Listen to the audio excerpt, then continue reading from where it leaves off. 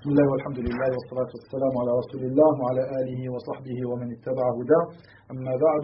Aujourd'hui donc le 8 du mois de Rabi' al-Awwal de l'année 1442 après l'hijra de notre prophète sallallahu alayhi wa sallam, nous nous réunissons ici pendant un court instant pour évoquer des passages de la vie d'un savant rahimahullah ta'ala qui est mort il y a quelques jours, qui est Al-Sheikh Falah Ibn Ismail Mandakar rahimahullah ta'ala. Ces biographies, comme je l'ai dit, ou ces brèves biographies, comme je l'ai évoqué, ils feront partie de notre cours, de notre explication, de notre lecture et bref commentaire du livre de Cheikh Rabi' Tazkir al-Nabihin, donc rappel aux avisés des passages de la vie de leurs prédécesseurs, les gardiens du hadith, ceux qui ont précédé et ceux qui les ont rejoints, comme je l'ai traduit approximativement. Nous avions commencé ce cours, ce nouveau cours, mercredi il y a 2 semaines, avec la brève biographie de Cheikh al-Allama Muhammad ibn Ali ibn Adam al-Ethiopi rahimahullah ta'ala, qui faisait partie des grands savants de Mecca, d'origine d'Éthiopie, comme nous l'avions évoqué précédemment, et ceci sur la base de la parole de Ibn al-Qayyim rahimahullah ta'ala, comme je l'avais évoqué, qui est une parole très importante, apprenez-la, retenez-la, où il dit rahimahullah azza wa jal: Shattan bayna aqwam mawta tahya al-qulub bi dhikrihim wa bayna aqwam ahya tamutu al-qulub bi mukhalatatihim. Ce qui veut dire, dans le sens approximatif de ces paroles, il y a une grande différence entre des gens qui sont morts et que les cœurs revivent à leur évocation, et entre des gens qui sont en vie et dont les cœurs meurent à leur contact. En effet, parmi les choses qui nous aident dans notre religion, qui nous donnent l'envie de faire des efforts, en particulier dans l'apprentissage de la science, l'étude de la biographie des savants de l'islam, à commencer par nos pieux prédécesseurs, as-sahaba, les compagnons du prophète sallallahu alayhi wa sallam, ceux qui les ont suivis dans le bien, at-tabi'un, ceux qui les ont suivis aussi dans le bien, atba'u at-tabi'in, et ceux qui les ont suivis après cela. Et il n'y a pas de doute, comme vous le savez, que la mort du savant est une grande épreuve pour la communauté du prophète Mohammed sallallahu alayhi wa sallam, et c'est une fissure, une faille dans l'islam qui ne sera jamais rebouchée, comme l'a dit Al-Hassan al-Basri rahimahullah ta'ala. Comme cela, comme vous le savez, le prophète sallallahu alayhi wa sallam nous a informé qu'Allah azza wa jal ne reprendra pas la science en l'arrachant des poitrines des gens, mais plutôt il reprendra la science par la mort des savants, comme il est venu dans le hadith qui est authentique et rapporté dans les 2 recueils authentiques, Al-Bukhari et Muslim. Comme cela, vous le savez aussi que le prophète sallallahu alayhi wa sallam nous a informé que les savants sont les héritiers des prophètes. Ici, nous étudions donc la biographie de ces héritiers, ceux qui ont hérité du meilleur des héritages, la science profitable et la religion de droiture. Ils l'ont hérité du prophète Mohammed sallallahu alayhi wa sallam, ils l'ont donné en héritage. Ici, l'un de nos savants qui est mort il y a quelques jours, qui s'appelait Falah Ibn Ismail Ibn Ahmed Mandakar, sa kunya était Abu Muhammad. Ce dernier est mort il y a quelques jours, donc en l'an grégorien 2020 et en l'an hégirien 1442. Ici j'ai la date de sa naissance, simplement en grégorien. Il est né en 1950, c'est-à-dire qu'il est mort à 70 ans. Al-Sheikh était un savant koweïtien, de nationalité koweïtienne, et il est mort là-bas dans son pays, le Koweït. Rahimahullah. Ici, il y a dans certaines biographies que nous allons étudier, certains points, ou que nous allons évoquer certains points qui vont nous aider, comme je l'ai dit, qui vont nous enjoindre à l'étude de la science, à la meilleure pratique de notre religion. Parmi ces points que je peux évoquer ici dans la biographie de notre cheikh ici, rahimahullah, ce qui concerne son étude de la science, son apprentissage de la science. Écoutez, le cheikh a commencé à apprendre la science légiférée, l'ilm shar'i, après avoir été enseignant d'anglais. C'est-à-dire que le cheikh avait fait des études d'anglais. Et il était enseignant, donc il travaillait déjà, il était enseignant de la langue anglaise. Et lorsqu'il commença à étudier uniquement la science légiférée, l'ilm shar'i, ce dernier avait 26 ans. 26 ans. Parfois on entend des frères qui disent, moi je suis trop vieux, là c'est plus possible pour moi, les informations ne rentrent pas. Et Cheikh Falah, rahmatullah alayh, est un exemple dans cela. D'autres parmi les ulama, comme nous le verrons, parmi les pieux, nos pieux prédécesseurs, parmi ceux qui les ont suivis aussi, qui ont commencé après cela encore. Le Cheikh, rahmatullah alayh, a donc commencé l'étude de la science à 26 ans. Il décida donc de voyager pour étudier la science et reprendre ses études, car bien sûr il avait déjà un diplôme dans la langue anglaise. Donc il reprit ses études à l'université islamique de Médine, El Jamia al-Islamiyya. Il commença donc cela en 1976, donc à ses 26 ans. Et à Médine, et في المملكة العربية السعودية بلاد التوحيد والسنة حرسها الله, le cheikh accompagna et étudia auprès de nombreux savants.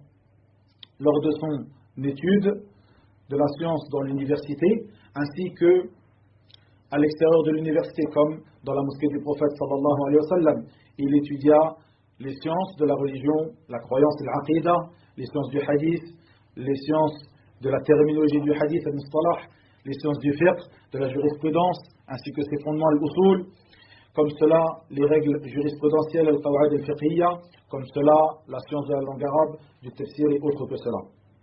Le cheikh a acquis d'abord une licence avec comme degré, comment ils disent en français, pour ceux qui ont des diplômes ici, la mention ahsantum, avec mention excellent, avec mention excellent. Inch'Allah, votre frère Ahmadou, il prend la mention excellent al-Jamia al-Islamiyya, Inch'Allah. Puis il prit ce qu'on appelle le magistère, qui équivaut environ au master, il prit aussi la mention excellent. Et il eut aussi, ou il acquit aussi un doctorat avec la mention très bien, en écrivant une thèse, comme il l'appelle, donc une thèse, qui s'appelait Al-Alaqatu bayna al-tasawwuf wa al-tashayyu', c'est-à-dire la relation entre al-tasawwuf, donc le soufisme, wa al-tashayyu', le chiisme. Comme nous allons voir après, c'est un livre qui a été édité. Parmi les savants chez qui il étudia, beaucoup de grands savants, parmi eux, je me contenterai de certains, parmi eux, Al-Allama Abdul Aziz ibn Abdillah ibn Baz, rahimahullah ta'ala, comme cela, Al-Sheikh Al-Albani, Muhaddith al-Asr, rahimahullah azza wa jal, comme cela, Al-Sheikh Muhammad ibn Salih Al-Uthaymin, rahimahullah, comme cela, Al-Sheikh Al-Fawzan, Salih Al-Fawzan, hafidahullah ta'ala, comme cela, Al-Sheikh Hamad ibn Muhammad Al-Ansari, Muhaddith al-Medina, le savant du hadith de la ville de Médine. Avant, Al-Sheikh Abdel Muhsin Al-Abbad, qui est actuellement celui qu'on appelle Muhaddith al-Medina, qui était parmi aussi les grands enseignants de Sheikh Falah. Et Sheikh Falah était très proche de Sheikh Hamad Al-Ansari. Il était très proche de lui, il allait souvent le visiter chez lui, lisait sur lui des livres et a beaucoup pris de lui. À l'université, comme en dehors de l'université, comme cela, Cheikh Abdel Muhsin Al-Abbad, qui lui-même, Cheikh Abdel Muhsin, fait partie des élèves de Cheikh Hamad Al-Ansari. Ceci est quelque chose aussi de très étonnant lorsque tu vois la biographie des savants. Tu vois qu'un tel parmi les savants a pris du shir de son élève, parfois de l'élève de son élève, parfois du fils de son shir, etc. Et sans sentir quoi que ce soit dans son cœur comme rabaissement, car il fait cela pour Allah tabaraka wa ta'ala, afin d'apprendre la religion d'Allah azza wa jal. Il prend du shir, ils peuvent être à deux à étudier chez le même shir, mais il va aussi apprendre chez cet élève qui l'a beaucoup dépassé en sciences, en âge, en sciences, parfois même pas en âge, simplement en sciences. C'est une chose qui est très importante à relever. Comme cela, le Cheikh Al-Allama Mohamed Aman Al-Jami, rahimahullah azza wa jal. Comme cela, comme je l'ai dit, Cheikh Abdel Mohsen Abbad, comme cela, le Cheikh Al-Allama Ali Ibn Nasr Al-Faqihi, qui fait partie des grands savants de Médine, Hafidahullah, qui est toujours en vie. Aussi, lorsque j'évoque tous ces noms-là, afin que vous puissiez profiter d'eux lorsque vous voyagez vers Al-Médina ou Mecca. Cheikh Ali ibn Nasr Al-Faqihi, qui fait partie des très grands savants de Médine, qui est encore enseignant dans la mosquée du prophète sallallahu alayhi wa sallam. Comme cela, Cheikh Al-Allama Ubayd Al-Jabiri, hafidahullah ta'ala. Comme cela, Cheikh Ali ibn Abdurrahman al-Hudayfi, qui fait partie des imams de la mosquée du prophète sallallahu alayhi wa sallam. Comme cela, Cheikh Al-Allama Umar ibn Muhammad Fallata, que j'ai évoqué dans la biographie que j'ai faite de notre cheikh et notre père Hassan ibn Abdul Wahhab al-Banna, rahimahullah ta'ala, qui faisait partie, donc Cheikh Umar ibn Muhammad Fallata, qui faisait partie de ses grands enseignants, qu'il affectionnait tout particulièrement. Et cela que j'ai évoqué, donc ces noms que j'ai évoqués, de ces grands savants, ne sont qu'une partie des savants chez qui Cheikh Falah a étudié, rahimahullah azza wa jal, et je me suis contenté des savants les plus connus et les plus de renommée, ceux qui sont le plus de renommée. Cheikh Falah était connu pour ceux qui le connaissaient, parmi ses élèves, parmi ceux qui l'ont déjà rencontré, et bien sûr, je le dis, c'est un honneur pour moi, comme pour certains frères qui sont ici, de l'avoir déjà rencontré, d'avoir déjà assisté à certaines de ses assises et d'avoir aussi pu profiter de lui par téléphone avec des appels pour lui poser certaines questions, lui demander son avis sur certains points. Ceci est une chose qui nous convient aussi de faire et c'est pour cela que nous étudions cela et que nous nous rappelons à la mort de certains de nos savants. Nous nous rappelons aussi cette parole d'Abu Darda que j'ai déjà évoquée précédemment et il dit radiyallahu anhu, il dit ma li ara ulama'akum yadhhabun wa juhalakum la yata'allamun ta'allamu al-ilm qabla an yuqbad fa inna qabd al-ilm bi mawt al-ulama. Qu'en est-il? Je vois vos savants partir, mourir, et vos ignorants ne pas apprendre, continuez à ne pas apprendre. Apprenez donc la science avant qu'elle soit reprise, car la science est reprise par la mort des savants. Ici, on se fait ce rappel-là, alhamdulillah, pour ceux qui ont profité de nos savants avant leur mort, c'est un honneur pour eux, wa alhamdulillah. Et comme cela, je dirais aussi une parole qui est très importante, les savants disent « Al-ilmu rahimun bayna ahlihi », c'est-à-dire que la science est un lien de parenté entre les gens de science.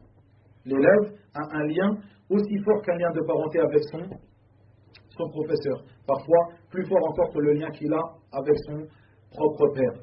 Ceci est très important et c'est pour cela c'est un honneur de rappeler cela, le fait d'avoir profité de tels parmi les ulama qui sont morts, comme Cheikh Falah ici, d'avoir assisté à ses cours, d'avoir pu l'avoir au téléphone à plusieurs reprises comme cela.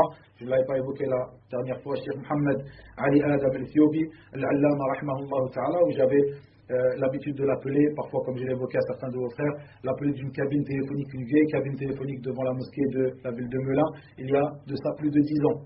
Des choses qu'il faut se remémorer et essayer d'avancer et de profiter de ces savants et de ne pas délaisser le fait de revenir vers eux. Car en effet, Allah Azza wa Jalla nous a ordonné dans 2 versets de son livre فَاسْأَلُوا أَهْلَ الذِّكْرِ إِن كُنتُمْ لَا تَعْلَمُونَ. Donc demandez aux gens du rappel si vous ne savez pas. Et ceci est un honneur de rappeler cela. Rahimahullah, tabaraka wa ta'ala. Le Cheikh était, pour ceux qui le connaissent, quelqu'un qui avait un très bon comportement, qui était toujours souriant, qui avait l'habitude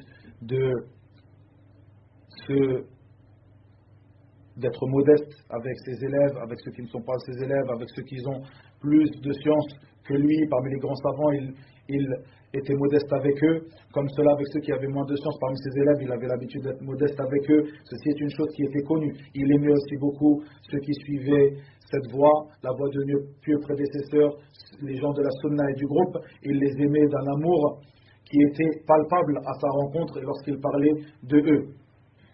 Et Shir, cette chose-là est une chose qui est connue de l'ensemble des gens qui l'ont côtoyé et même ceux qui l'ont écouté, qui ont écouté certains de ses cours qu'il a laissés derrière lui. Comme cela, l'ensemble d'entre eux attestent de sa force dans la science et en particulier dans la science de l'aqida, de la croyance. Car comme j'ai omis de le rappeler, ces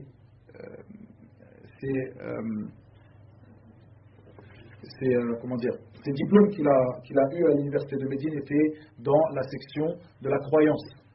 Et Cheikh était vraiment quelqu'un qui avait une science profonde de la croyance islamique. Parmi les choses que Cheikh a délaissées,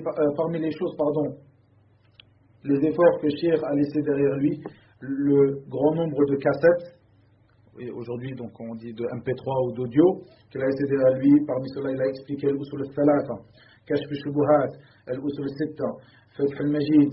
Il a expliqué aussi l'aqida al-wasitiyya, comme cela al-fatwa al-hamawiyya, c'est deux derniers de Cheikh al-Islam Ibn Taymiyyah, comme cela l'aqida al-tahawiyya, comme cela sharh al-sunnah de l'imam al-Barbahari, comme cela le livre al-Sharia de l'imam al-Ajurri, comme cela il expliqua des livres de fiqh comme al-Udda fi sharh al-Umda et autres que cela, comme al-Arba'in al-Nawawiyya, comme cela كتاب التوحيد de صحيح البخاري, comme cela كتاب الإرشاد إلى صحيح الاعتقاد de العلامة صالح الفوزان, comme cela القواعد المثلى في الأسماء والصفات de Cheikh Ibn Uthaymin رحمه الله et autres que cela. Et comme cela, il laissa derrière lui un certain nombre d'ouvrages.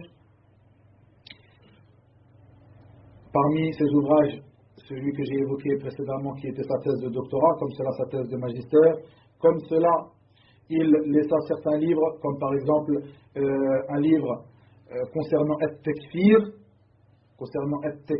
donc Cheikh bien sûr répute cette voie égarée de At-Takfir. Il laissa aussi un livre qui traita de Ar-Ruqya Ash-Shar'iyya, comme cela un livre concernant la croyance des gens de la Sunna, concernant As-Sahaba, les compagnons du prophète sallallahu alayhi wa sallam, wa radiyallahu anhum ajma'in, comme cela la croyance des gens de la Sunna concernant la prédestination, Al-Qadar, comme cela un livre qu'il avait nommé Al-Asha'ira,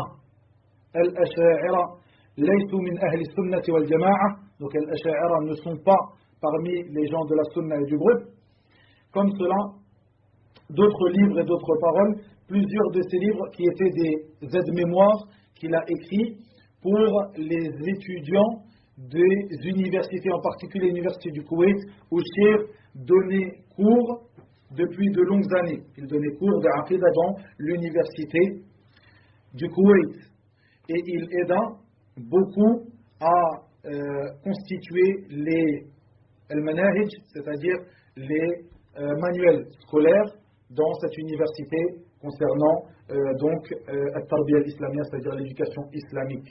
Et ceci sur la demande du ministère de l'éducation koweïtienne. Et ici se termine cette brève présentation de notre cheikh Falah ibn Ismail ibn Ahmed Mandakar Abu Muhammad rahimahullah ta'ala rahmatan wasi'a. وإلى هنا وبالله التوفيق وصلى الله وسلم وبارك على نبينا محمد وآخر دعوانا الحمد لله رب العالمين.